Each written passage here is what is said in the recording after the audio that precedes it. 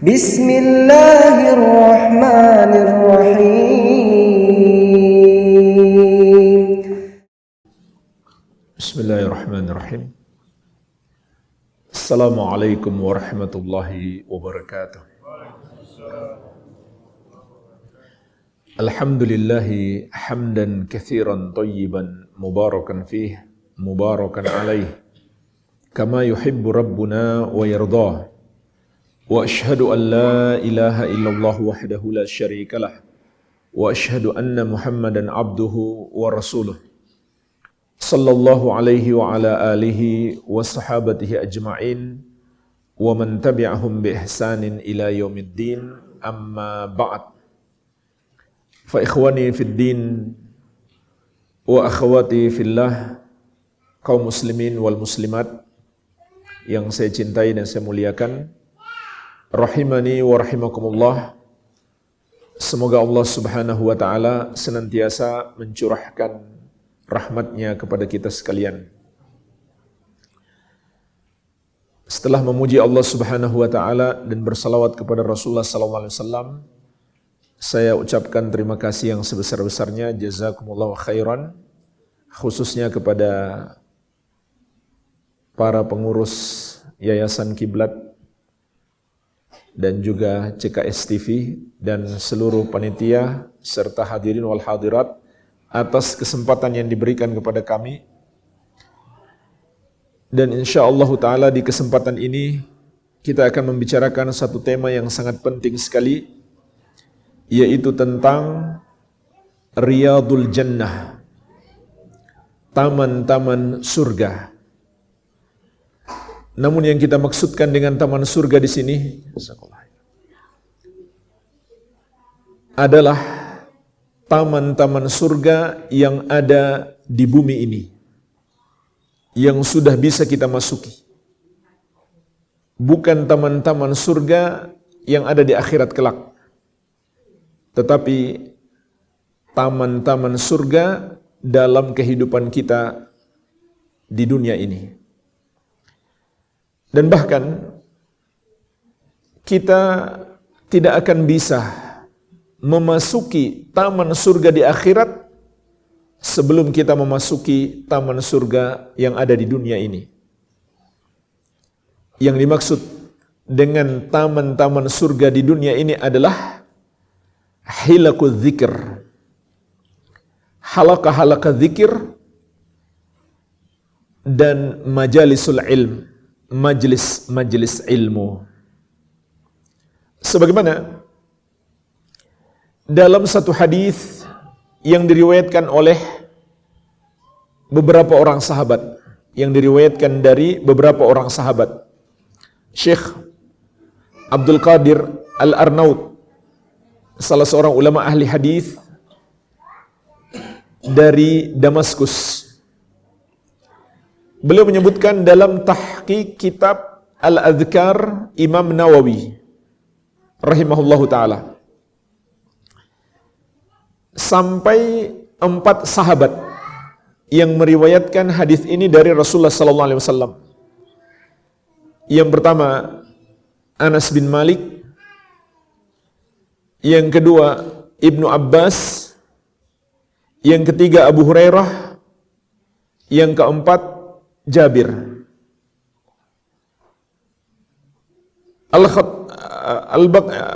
Imam Al-Khatib Al-Baghdadi rahimahullahu ta'ala juga menyebutkan dalam Al-Faqih wal Mutafaqih dari Ibnu Mas'ud radhiyallahu ta'ala anhum ajma'in. Jadi minimalnya dari 5 orang sahabat. Sebagian ulama juga menyebutkan ada dari Abdullah bin Amr bin Al-As dan Abdullah bin Umar radhiyallahu ta'ala anhum ajma'in. Jadi ini luar biasa. Hadis ini diriwayatkan dari banyak sahabat. Dan saya ingin menyebutkan satu lafaz yang dikeluarkan oleh Imam At-Tirmidzi dari Anas bin Malik radhiyallahu anhu. Rasulullah sallallahu alaihi wasallam bersabda, "Idza marartum bi riyadil jannah farta'u."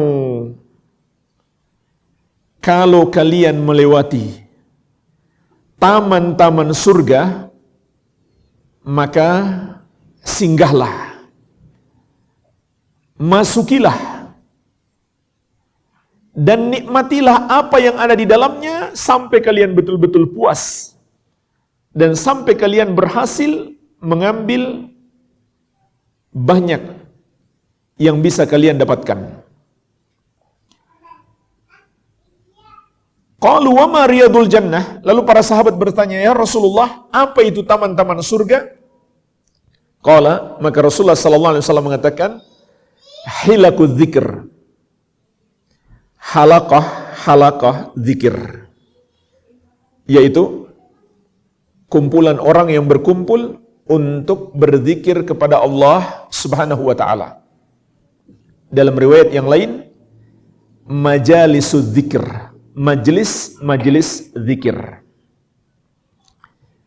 Inilah jemaah sekalian hadisnya. Sebagian orang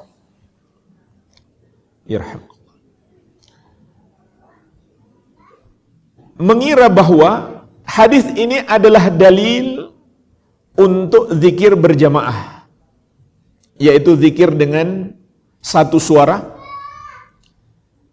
atau ada yang mimpin kemudian jamaah mengikuti dengan membentuk sebuah kor.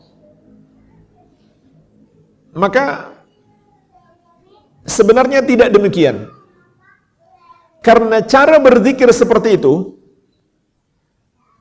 tidaklah dicontohkan oleh Rasulullah sallallahu alaihi wasallam dan para sahabat radhiyallahu taala anhum ajma'in.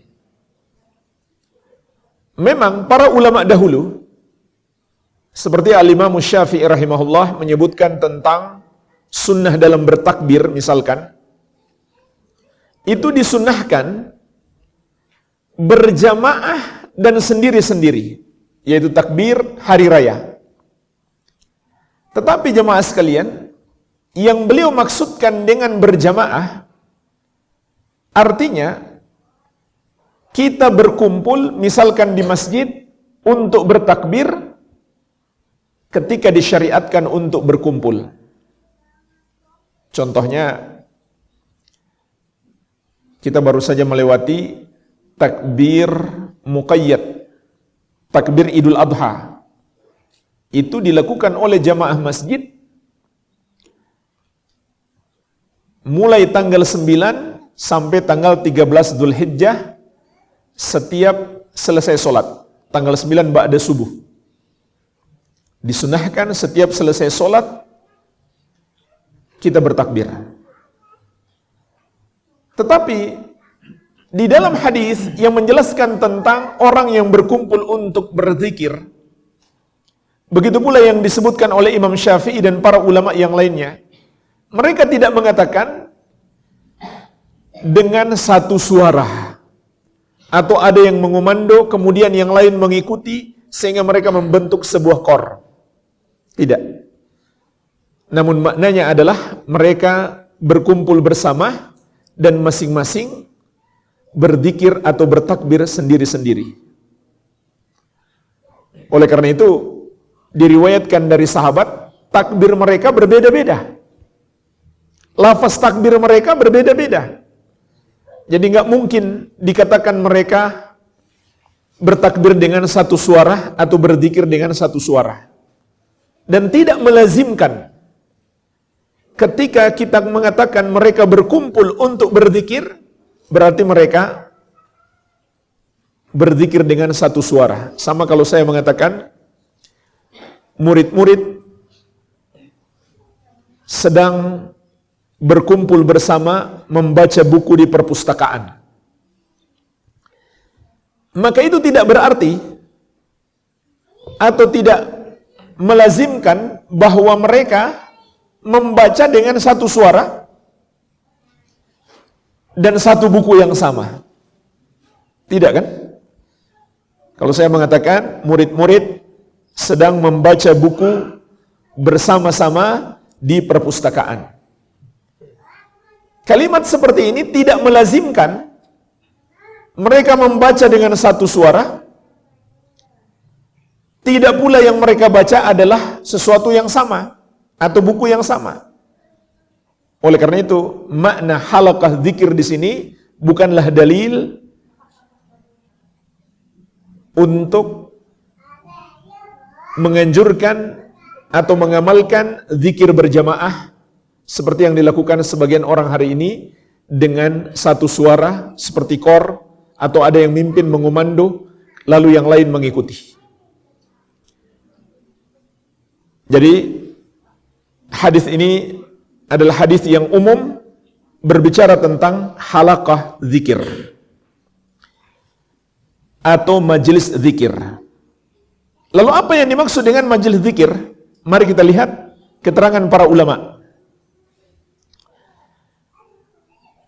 Imam As-Suyuti rahimahullah dalam kitab beliau Tahdzirul Khawas menyebutkan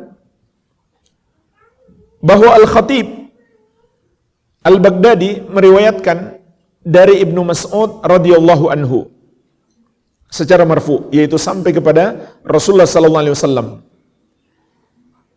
Idza marartum bi riyadil jannah farta'u.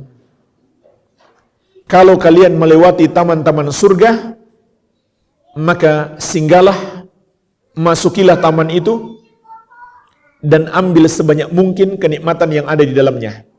Itu makna farta'u, sebagaimana disebutkan oleh Abul Hasan Al-Mubarakfuri dalam kitab beliau Mir'atul Mafatih Syarah Mishkatil Masabih. Yang dimaksud dengan farta'u, kata beliau, kinayatun anil hadzil awfar wan nasib al-awfa. Itu adalah kata kinayah untuk mengambil bagian yang sangat melimpah dan yang mencukupi. Jadi ini makna sabda Nabi sallallahu alaihi wasallam, farta'u. Kalau kalian melewati taman-taman surga, farta'u. Artinya bergabunglah di dalamnya, kemudian ambil sebanyak mungkin kenikmatan yang ada di dalamnya. Maka Ibnu Mas'ud radhiyallahu anhu mengatakan, ama inni la a'ni hilakal qussas. Ketahuilah, yang aku maksudkan, yaitu ketika beliau menyampaikan hadis ini tentang taman-taman surga atau halaqah-halaqah zikir, itu bukanlah halaqahnya para tukang dongeng. Jadi dahulu di masa salaf, di akhir masa sahabat, muncul para tukang dongeng. Tapi mereka bukan tukang dongeng sembarangan. Mereka bertujuan untuk berdakwah, untuk menyadarkan manusia agar bertobat kepada Allah, semangat beribadah, ingat akhirat, jangan terlena dengan dunia. Tetapi para sahabat Nabi sallallahu alaihi wasallam mencela mereka. Kenapa jemaah sekalian? Karena mereka itu enggak peduli dengan apa yang mereka kisahkan. Sahih, dhaif atau palsu, mereka enggak peduli. Yang penting tujuannya baik. Bahkan di antara mereka berani membuat hadis-hadis palsu. Tapi tujuannya mulia. Tujuannya untuk menyadarkan orang. Maka para sahabat, para ulama salaf dahulu mencela para tukang dongeng. Tapi hari ini luar biasa ya. Orang membuat novel, kisah fiktif, kalau dijual itu bisa laku keras. Bahkan bisa difilmkan, dapat uang banyak. Padahal kisah-kisah fiktif. Berdakwah dengan kisah-kisah, itu metode Al-Quran dan hadis. Tapi jemaah sekalian, lihatlah kisah dalam Al-Quran dan hadis, semuanya adalah kisah nyata. Semuanya adalah kisah nyata, bukan kisah dongeng. Dan kisah dongeng ini juga sangat berbahaya, tidak sedikit yang merusak akidah. Antum pernah dengar kisah kan? Ada orang menendang perahu jadi gunung. Ini termasuk syirik. Yang bisa menciptakan gunung hanya Allah Subhanahu wa ta'ala. Gunung itu sesuatu yang besar. Hanya Allah yang maha mampu menciptakannya. Masih banyak lagi. Ini sampai pada tingkat kesyirikan dan kekufuran. Maka hati-hati. Banyak kisah-kisah yang menjerumuskan dalam kesyirikan dan kekufuran. Atau perbuatan yang menyelisihi syariat. Jadi, kata Ibnu Mas'ud radhiyallahu anhu, la a'ni hilaqal qussas, walakin a'ni hilaqal fiqhi. Yang aku maksudkan dengan taman surga, atau halakah zikir, atau majelis zikir, bukanlah majelisnya para tukang dongeng, akan tetapi majelis fikih. Halakah fikih. Jemaah sekalian ketahuilah, ulama salaf kalau menyebut fikih, maka yang mereka maksudkan adalah keseluruhan ilmu agama. Karena definisi fikih untuk amalan-amalan zahir itu baru muncul belakangan. Nah, sekarang kita kenal fikih mempelajari amalan-amalan zahir. Kalau akidah mempelajari amalan-amalan batin, keyakinan. Tapi dulu di masa salaf belum ada pembagian ini. Belum ada pembagian ini. Dulu di masa salaf, kalau disebut fikih, itu mencakup keseluruhan ilmu agama. Sebagaimana sabda Nabi SAW, "May yuridillahu bihi khairan, yufaqihu fid din." Barang siapa yang Allah inginkan kebaikan baginya, Allah akan berikan fikih di dalam agama. Nah, fikih yang Allah berikan di sini, maknanya bukan dia hanya paham hukum amalan-amalan, tapi yang paling penting dia paham akidah, tauhid. Makanya ulama dulu juga menyebut buku mereka dengan judul Al-Fiqhul Akbar. Fikih yang terbesar, isinya adalah akidah. Jadi maksud beliau adalah majelis ilmu. Ini riwayat dari Ibnu Mas'ud radhiyallahu anhu, bahwa yang dimaksud dengan halaqah zikir adalah majelis ilmu. Imam Nawawi rahimahullah dalam kitab beliau Al-Adzkar juga mengatakan, "I'lam anna fadilata dzikri ghairu munhasiratin fi tasbih wa tahlil wa tahmid wa takbir wa nahwiha." Ketahuilah, sesungguhnya keutamaan zikir itu tidaklah terbatas pada ucapan tasbih subhanallah, tahlil la ilaha illallah, tahmid alhamdulillah, takbir Allahu akbar, dan yang semisalnya. Bal kullu amilin lillahi ta'ala bi ta'atin fahuwa dzakirun lillahi ta'ala. Bahkan semua orang yang melakukan amal ketaatan dengan niat karena Allah, maka dia adalah orang yang berzikir kepada Allah. Termasuk orang yang menghadiri majelis ilmu, orang yang berbakti kepada orang tua, orang yang bersedekah, dia adalah orang yang sedang berzikir. Jadi jangan dipahami zikir itu hanya diucapkan dengan lisan atau dengan hati. Bahkan zikir dalam Islam mencakup semua amal ketaatan. Kadza qalahu Sa'id bin Jubair radhiyallahu anhu wa ghairuhu minal ulama. Demikianlah yang dikatakan oleh tabi'in yang mulia Sa'id bin Jubair, semoga Allah meridhai beliau, dan para ulama yang lainnya. Wa qala Atha rahimahullah, juga Imam Nawawi rahimahullah menukilkan dari Atha, ulama salaf dari generasi tabi'in, beliau mengatakan, majalisu dzikri hiya majalisul halal wal haram. Yang dimaksud dengan majelis-majelis zikir, yang dimaksud dengan majelis-majelis zikir adalah majelis-majelis tentang halal dan haram, yaitu yang mempelajari ilmu tentang halal dan haram. Kaifa tashtari, yaitu engkau pelajari dalam majelis tersebut bagaimana engkau membeli sesuai hukum syariat. Wa tabi', dan bagaimana engkau menjual. Jadi fikih jual beli, hukum-hukum ekonomi syariat, itu masuk kategori zikir kalau kita belajar ilmu itu. Wa tabi'u wa tusalli wa tasum, begitu pula bagaimana engkau salat dan puasa. Engkau belajar ilmu ini, maka engkau sedang berzikir. Wa tankihu wa tutallik, begitu pula bagaimana engkau menikah dan bercerai.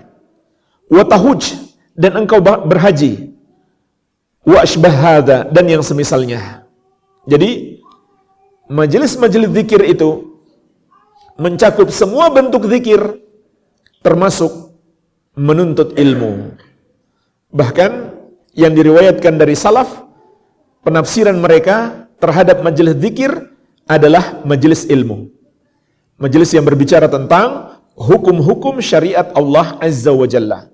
Namun ini juga mencakup semuanya, termasuk jamaah yang sedang berkumpul setelah sholat, mereka bertasbih 33 kali, mengucapkan tahmid 33 kali, mengucapkan takbir 33 kali. Itu juga majelis zikir. Itu juga majelis zikir.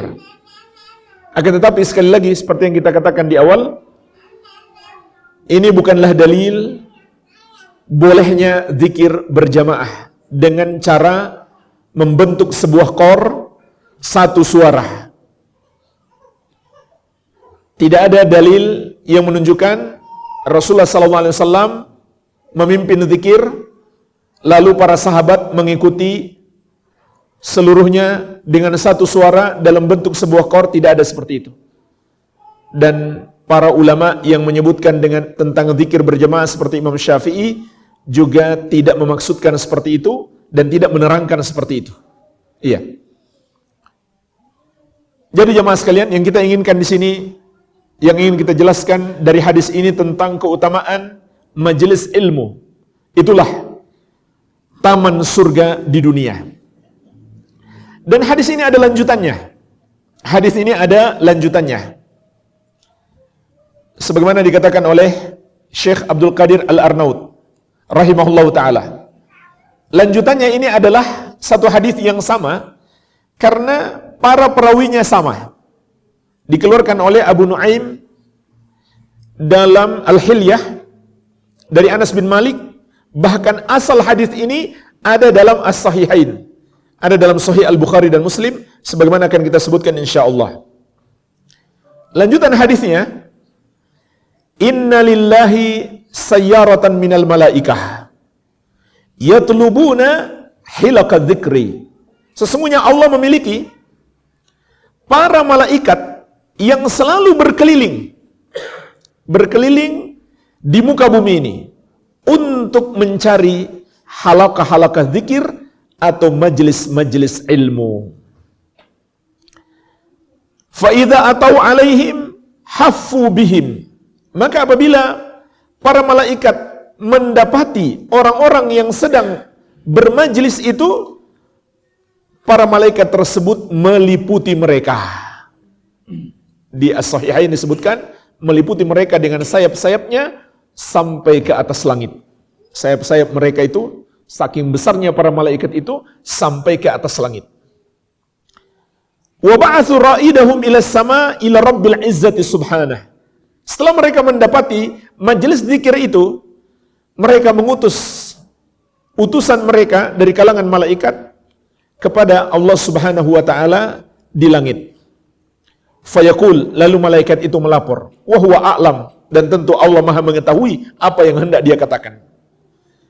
Ataina ala ibadin min ibadika yu'azzimuna ala'aka wa yatluna kitabak wa yusalluna ala nabiyyika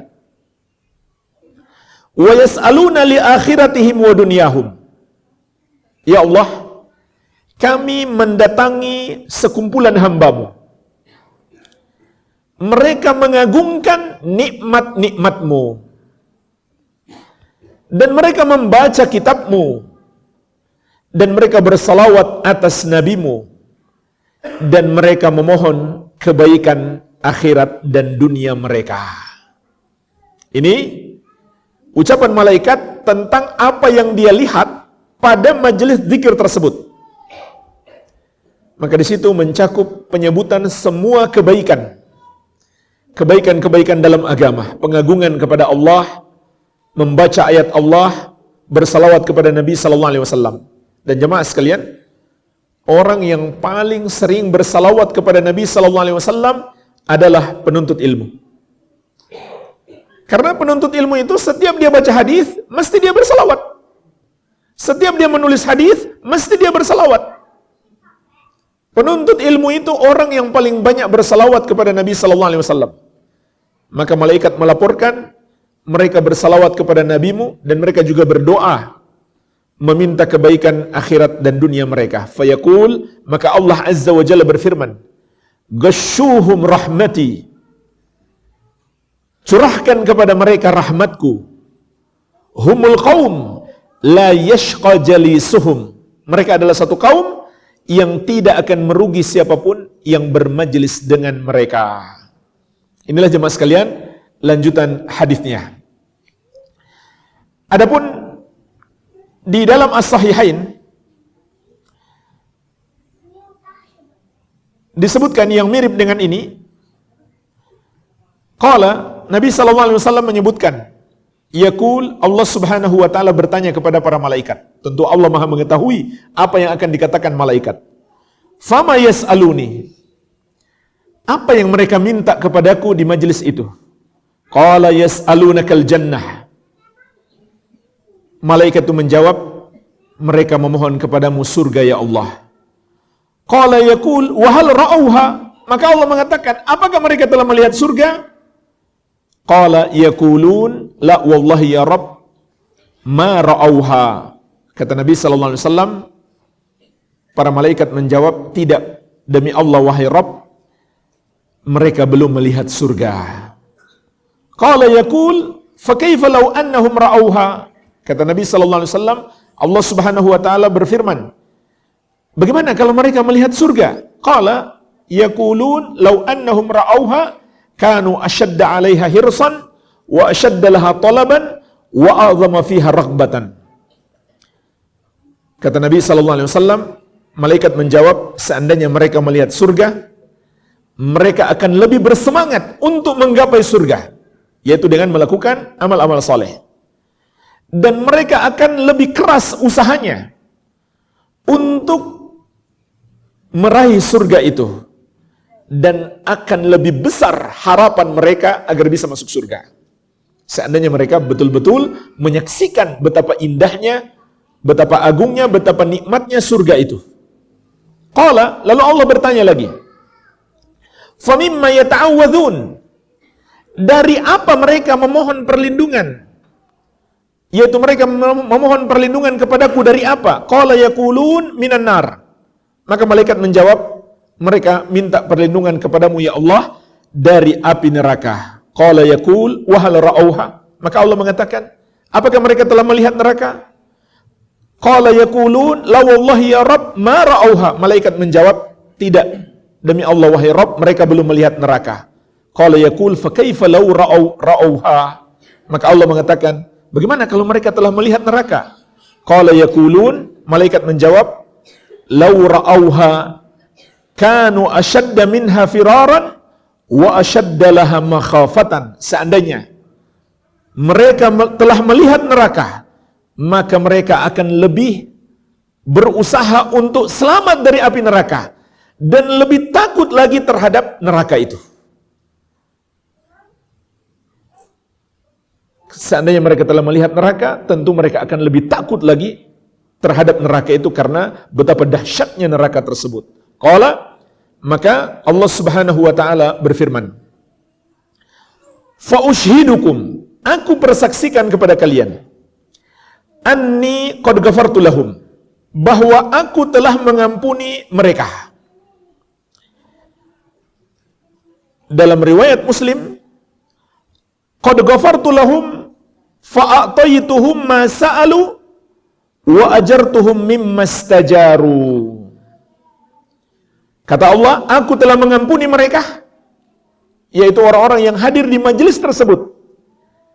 Maka aku akan menganugerahkan kepada mereka apa yang mereka minta, yaitu surga. Dan aku akan lindungi mereka dari apa yang mereka memohon perlindungan kepadaku darinya, yaitu neraka. Fayaqulun, lalu para malaikat mengatakan, Rabbi fihim fulanun abdun khatta. Wahai Rabb, di tengah-tengah mereka Ada seseorang yang selalu berbuat dosa. Dalam riwayat Bukhari disebutkan, innama ja'a lihajah. Dia datang karena ada satu hajat. Mungkin dia mau dagang, karena orang-orang lagi hadir di majelis ilmu semuanya, dia tinggalkan sebentar dagangannya, dia masuk ke majelis. Atau dia ada keperluan dengan salah seorang peserta majelis, maka dia pun menunggu. Tapi dia ikut di majelis itu. Dalam riwayat Muslim, innama marra fajalasa ma'ahum. Dia hanya lewat, lalu duduk bersama mereka. Qala fayaqul, maka Allah Subhanahu wa taala berfirman, walahu ghafartu. Baginya pun aku ampuni. Humul qaum la yashqa bihim jalisuhum. Karena mereka adalah kaum yang tidak akan celaka orang yang bermajelis dengan mereka. Nah, inilah lafaz yang sama persis dengan hadis yang kita bahas. Hadis yang kita sebutkan sebelumnya. Jadi ini yang terdapat dalam riwayat Bukhari dan Muslim. Intinya jemaah sekalian, hadis-hadis yang kita sebutkan ini menerangkan kepada kita tentang keutamaan taman-taman surga di dunia, yaitu majelis-majelis zikir dan majelis-majelis ilmu. Kenapa dia disebut taman surga? Jadi keutamaannya disebut sebagai taman surga. Tapi kenapa? Karena dua sebab. Yang pertama adalah dengannya, dengan ilmu dan dengan majelis ilmu, kita dapat menggapai nikmat surga di dunia. Apa itu nikmat surga di dunia jemaah sekalian?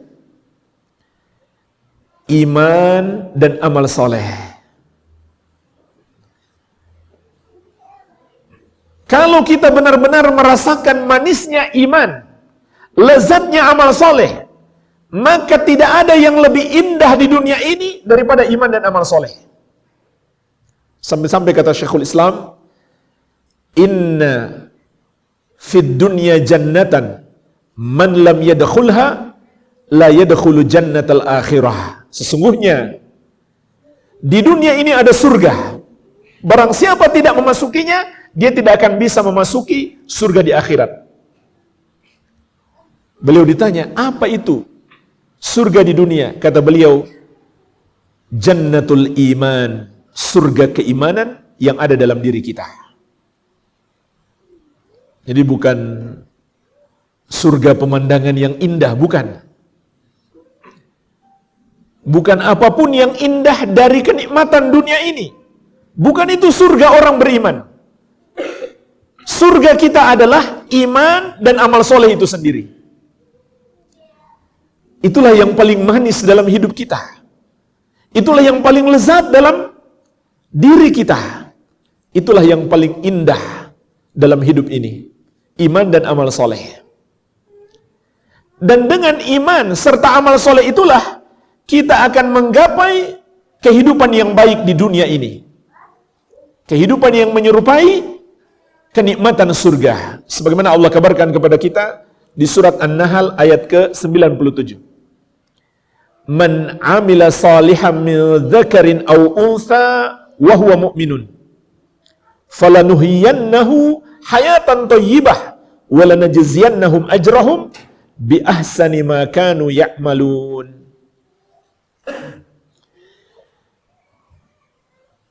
Barang siapa yang beramal soleh, baik laki-laki maupun wanita, dalam keadaan dia beriman, maka kami sungguh benar-benar, kata Allah, akan menganugerahkan kepadanya, yaitu di dunia ini, hayatan thayyibah, kehidupan yang baik. Hati yang tenang, jiwa yang tentram, rezeki yang cukup, walaupun mungkin tidak banyak, tapi cukup.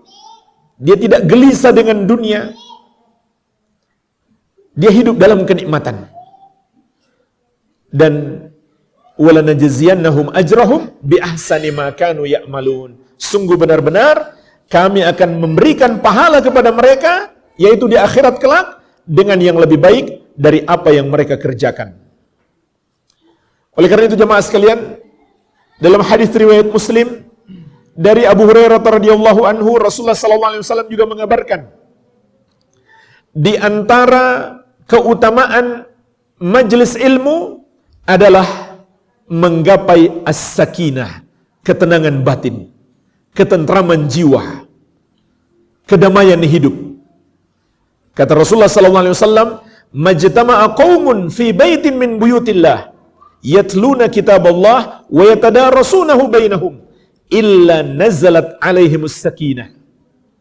Tidaklah ada satu kaum yang berkumpul di rumah Allah, mereka membaca kitab Allah dan saling mengajarkan di antara mereka, kecuali akan turun kepada mereka as-sakinah, ketenangan hidup, ketentraman batin, kedamaian jiwa. Wa ghasyiyatuhumur rahmah, dan rahmat Allah meliputi mereka, kasih sayang Allah meliputi mereka. Wa haffathumul malaikah, dan para malaikat pun meliputi mereka. Wa dzakarahumullahu fi man indah, dan Allah menyebut mereka, yaitu membanggakan mereka di hadapan para malaikat yang ada di sisinya. Ini diantara faidah majelis ilmu. Baru kita duduk di majelis ilmu, kita sudah mendapatkan ketentraman jiwa, kedamaian batin. Kecuali orang di majelis ilmu main HP, sulit dia tenang, nggak konsen, atau ngobrol dengan kawannya nggak perhatikan dengan baik. Ini bahaya. Perhatikanlah dengan baik. Ini majelis yang mulia, harus kita muliakan. Memuliakan majelis ilmu dengan bersungguh-sungguh memperhatikan ilmu yang disampaikan, termasuk pengagungan terhadap syiar-syiar Allah. Dan Allah Subhanahu wa taala berfirman, "Wa may yu'azzim sya'airallah fa innaha min taqwal qulub." Dan barang siapa yang mengagungkan syiar-syiar Allah, maka itu berasal dari ketakwaan hati. Jadi ini sebab yang pertama. Karena majelis ilmu itu di dalamnya ada kenikmatan yang menyerupai kenikmatan surga, yaitu kedamaian batin, ketentraman jiwa, ketenangan hidup. Karena iman dan amal soleh yang kita dapatkan dari majelis ilmu. Tidak ada iman dan amal soleh tanpa ilmu. Tidak mungkin seseorang itu bisa merealisasikan iman dan amal soleh tanpa ilmu. Justru dia akan menyelisihi iman dan amal soleh jika dia tidak memiliki ilmu. Baik, ini yang pertama. Yang kedua, kenapa majelis ilmu disebut Riyadul Jannah, taman-taman surga? Karena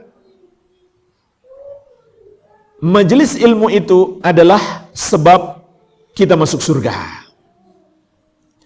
Majelis ilmu adalah sebab kita masuk surga. Kenapa demikian? Minimalnya karena 5 hal. Mengapa majelis ilmu menjadi sebab kita masuk surga? Minimalnya karena 5 hal. Yang pertama, orang yang menuntut ilmu, Allah Subhanahu wa taala akan mudahkan dia masuk surga. Sebagaimana dalam hadis yang masyhur diriwayatkan Imam Muslim dari Abu Hurairah radhiyallahu anhu, Rasulullah sallallahu alaihi wasallam bersabda, "Man salaka tariqan yaltamisu fihi ilman, sahalallahu lahu bihi tariqan ilal jannah." Barang siapa menempuh satu jalan untuk mempelajari ilmu agama, maka Allah akan mudahkan baginya jalan masuk surga. Kenapa jemaah sekalian Allah mudahkan orang yang menuntut ilmu untuk masuk ke dalam surga? Minimalnya karena 2 sebab. Sebab yang pertama, menuntut ilmu adalah amalan yang agung, amalan yang Allah cintai. Maka orang yang melakukannya mendapatkan cinta Allah. Dan yang kedua, karena dengan ilmu kita mengetahui mana jalan ke surga dan mana jalan ke neraka. Sehingga menjadi mudah bagi kita untuk ke surga. Betapa banyak orang yang sedang berjalan menuju ke neraka dan dia yakin dia sedang menuju ke surga.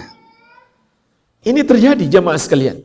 Betapa banyak orang yang niatnya luar biasa, niatnya sangat baik, ingin masuk surga, dan dia sudah berusaha untuk berjalan ke sana, padahal dia sedang menuju ke neraka karena dia tidak mengetahui.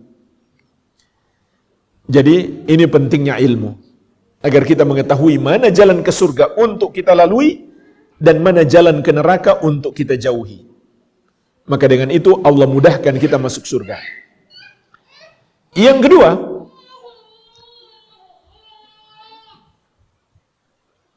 karena orang yang diberikan pemahaman terhadap ilmu agama menunjukkan Allah menghendaki kebaikan baginya. Menunjukkan Allah menghendaki kebaikan baginya. Dan kebaikan di sini mencakup kebaikan dunia dan akhirat. Karena Nabi SAW mengabarkan kebaikan itu dalam bentuk umum. Sebagaimana dalam hadis yang masyhur diriwayatkan Al-Bukhari dan Muslim dari sahabat Muawiyah radhiyallahu anhu, kata Nabi SAW, "May yuridillahu bihi khairan yufaqihuhu fid din." Barang siapa yang Allah kehendaki kebaikan baginya. Perhatikanlah, kebaikan di sini datang dalam bentuk umum, mencakup semua kebaikan dunia dan akhirat.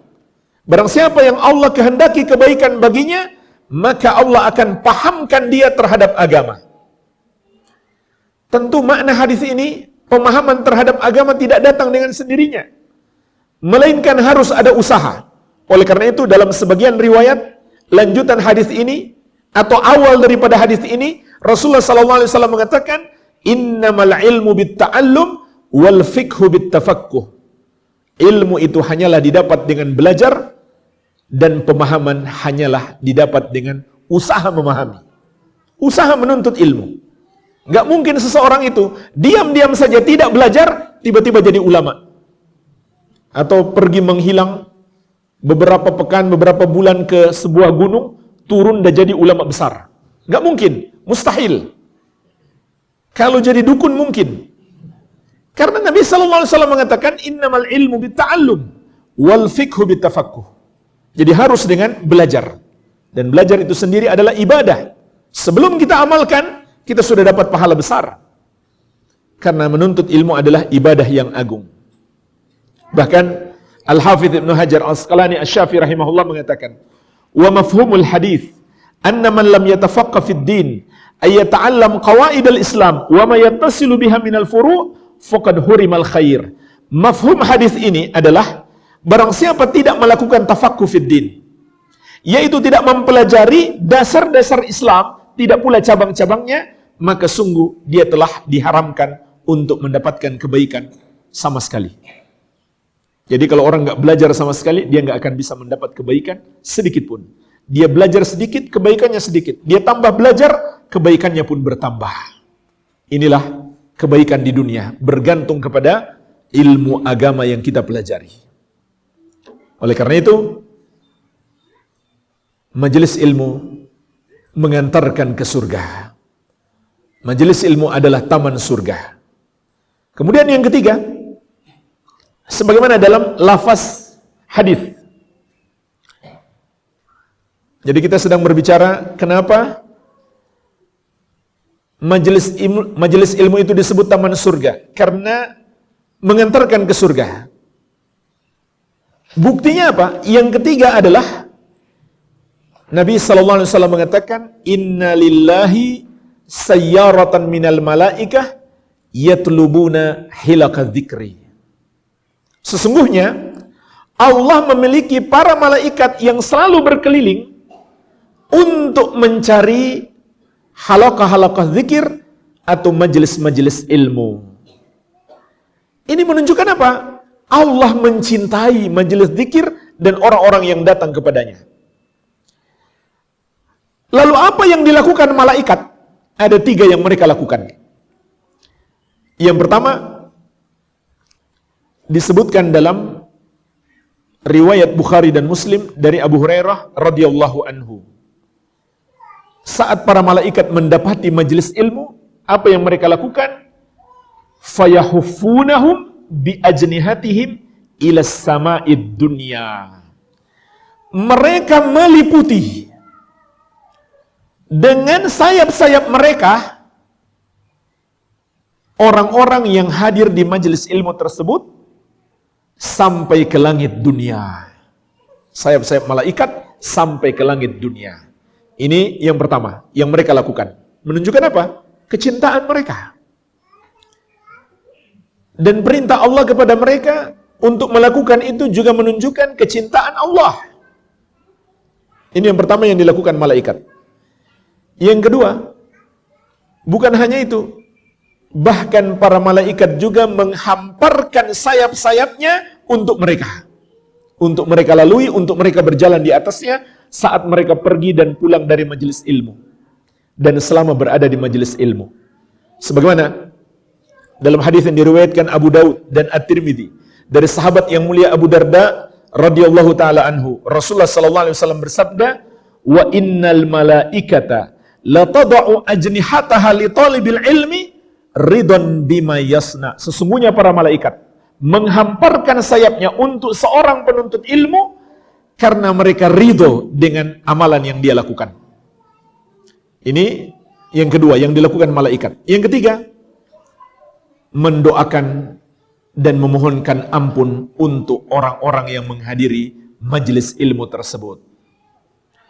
Bahkan jemaah sekalian, bukan hanya para malaikat, semua penduduk langit dan penduduk bumi, semua hewan-hewan mendoakan kebaikan untuk orang-orang yang menghadiri majelis ilmu. Sebagaimana dalam lanjutan hadis Abu Darda yang diriwayatkan Abu Daud dan Tirmidzi, Rasulullah sallallahu alaihi wasallam mengatakan, "Wa innal alima," dan sesungguhnya orang yang berilmu itu. Dalam riwayat Ibnu Majah, "Wa inna talibal ilmi," dan sesungguhnya penuntut ilmu itu. "La yastaghfiru lahu man fis samawati wa man fil ard wal hitan fi jawfil ma." Dimohonkan ampun untuknya penduduk langit dan penduduk bumi sampai ikan yang ada di kedalaman air ikut memohonkan ampun untuknya. Jadi jemaah sekalian, ini yang dilakukan para malaikat, bahkan seluruh makhluk, memohonkan ampun untuk orang-orang yang menghadiri majelis ilmu. Meskipun ada dalil-dalil yang menunjukkan bahwa malaikat juga memohonkan ampun untuk seluruh orang yang beriman. Tapi ada dalil-dalil khusus yang menyebutkan malaikat memohonkan ampun untuk orang yang berilmu, untuk penuntut ilmu, dan pengajar ilmu. Menunjukkan bahwa mereka yang spesial. Dalil umum itu di surat Ghafir ayat ke-7. Allah Subhanahu wa taala berfirman, "Alladzina yahmiluna al-arsya wa man hawlahu yusabbihuna bihamdi rabbihim wa yu'minuna bihi wa yastaghfiruna lilladzina amanu." Allah berbicara tentang golongan malaikat terbaik, yaitu mereka yang memikul arsy dan yang ada di sekitar arsy selalu bertasbih memuji Rabbnya, memuji Rabb mereka, memuji Allah Subhanahu wa ta'ala, dan mereka beriman kepada Allah, dan mereka memohonkan ampun untuk orang-orang yang beriman. Ini hadis umum, ini ayat yang bersifat umum, surat Ghafir ayat ke-7. Malaikat memohonkan ampun untuk seluruh orang beriman. Tapi Rasulullah SAW mengabarkan ada yang spesial, ada yang khusus. Tadi sudah kita sebutkan tentang seorang alim, orang yang berilmu, dan talibul ilmi, penuntut ilmu. Juga orang yang mengajarkan ilmu, dan tidak bisa mengajarkan ilmu tanpa kita menuntut ilmu terlebih dahulu. Tentang doa khusus para malaikat bagi orang yang mengajarkan ilmu disebutkan dalam hadis Abu Umamah Al-Bahili radhiyallahu anhu, diriwayatkan At-Tirmidzi. Rasulullah sallallahu alaihi wasallam bersabda, "Innallaha wa malaikatahu wa ahlas samawati wal aradin hatta an-namlata fi juhriha wa hatta al-hut la yusalluna ala muallimin nasi al-khaira." Sesungguhnya Allah dan para malaikatnya dan penduduk langit serta penduduk bumi sampai semut yang ada di lubangnya dan ikan bersalawat atas seseorang yang mengajarkan kebaikan kepada manusia. Kebaikan yang dimaksud adalah Al-Quran dan sunnah Nabi SAW sesuai pemahaman ahli sunnati wal jamaah. Allah bersalawat untuknya, maknanya Allah merahmatinya dan mengampuninya.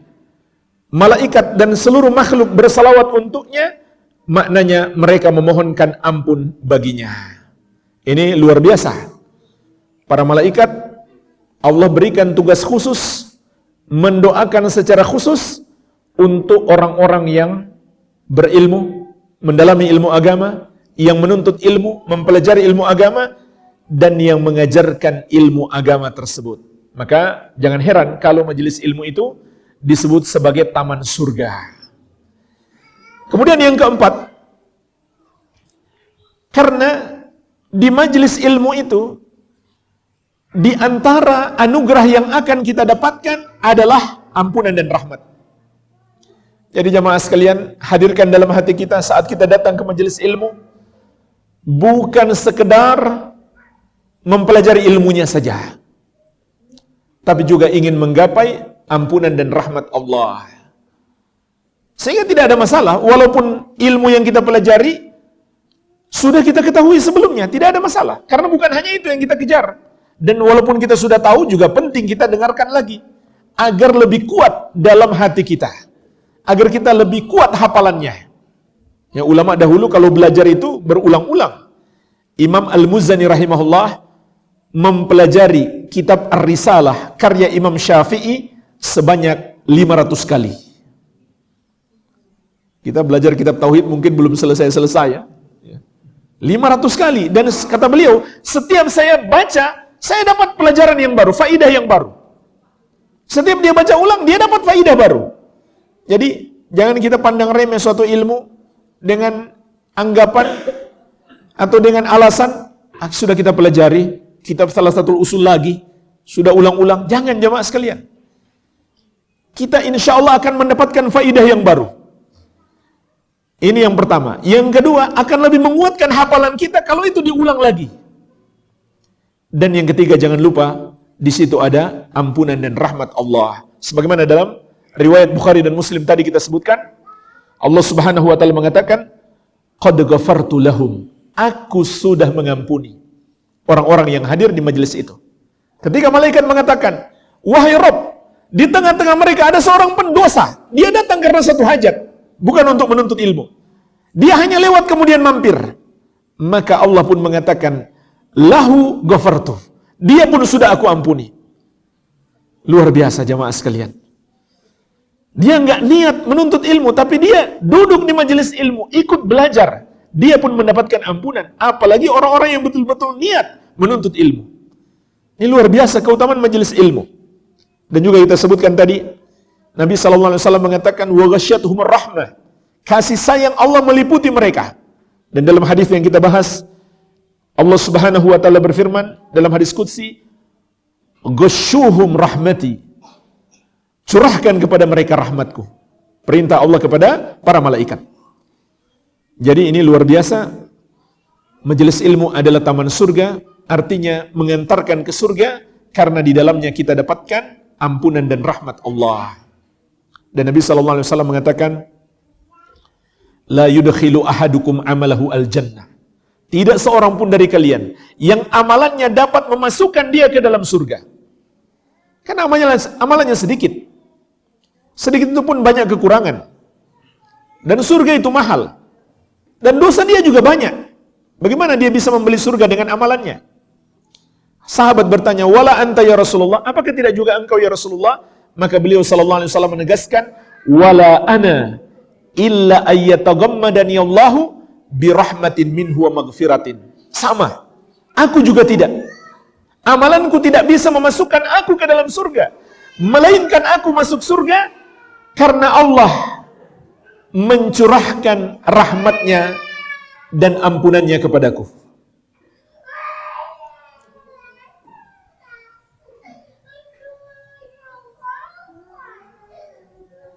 Jadi kita masuk surga karena rahmat dan ampunan Allah. Maka di antara tempat yang di situ Allah curahkan rahmatnya dan ampunannya adalah majelis ilmu. Yang kelima jemaah sekalian, yang terakhir, kenapa majelis ilmu itu disebut taman surga? karena mengantarkan ke surga. Sebab di majelis ilmu itu doa memohon surga dan meminta perlindungan dari api neraka itu pasti Allah kabulkan, mustajab. Sebagaimana dalam riwayat yang kita sebutkan tadi, dalam riwayat Bukhari dan Muslim, para malaikat mengatakan mereka meminta surga dan meminta perlindungan dari api neraka. Maka apa Allah katakan? Fa'ataituhum ma sa'alu wa ajartuhum mimma stajaru. Aku menganugerahkan kepada mereka apa yang mereka minta, yaitu surga. Dan aku lindungi mereka dari neraka. Jadi jemaah sekalian, inilah diantara yang hendaklah kita lakukan di majelis ilmu. Kita berdoa kepada Allah, Allahumma as'alukal jannah wa a'udzubika minan nar. Ya Allah, aku mohon kepadamu surga dan aku berlindung kepadamu dari api neraka. Hendaklah kita berdoa, memohon kepada Allah, minta surga dan minta perlindungan dari api neraka. Di majelis ilmu bisa kita lakukan doa singkat ini di sela-sela pelajaran, asal tidak membuyarkan perhatian kita, atau bisa setelah selesai kajian, atau bisa sebelum mulai, saat kita sudah duduk di majelis ilmu. Lakukan. Berdoa kepada Allah, minta surga dan mohon perlindungan dari api neraka. Maka ini adalah tempat yang mustajab. Allah berjanji untuk mengabulkan permintaan orang yang meminta surga dan meminta perlindungan dari api neraka. Walhamdulillah jemaah sekalian, inilah yang bisa kita jelaskan tentang keutamaan majelis ilmu sebagai taman-taman surga. Bagaimana majelis ilmu itu bisa menjadi taman-taman surga. Semoga Allah Subhanahu wa taala menganugerahkan kepada kita semangat untuk menuntut ilmu dan menghadiri majelis-majelis ilmu, dan kita mendapatkan keberkahan-keberkahannya.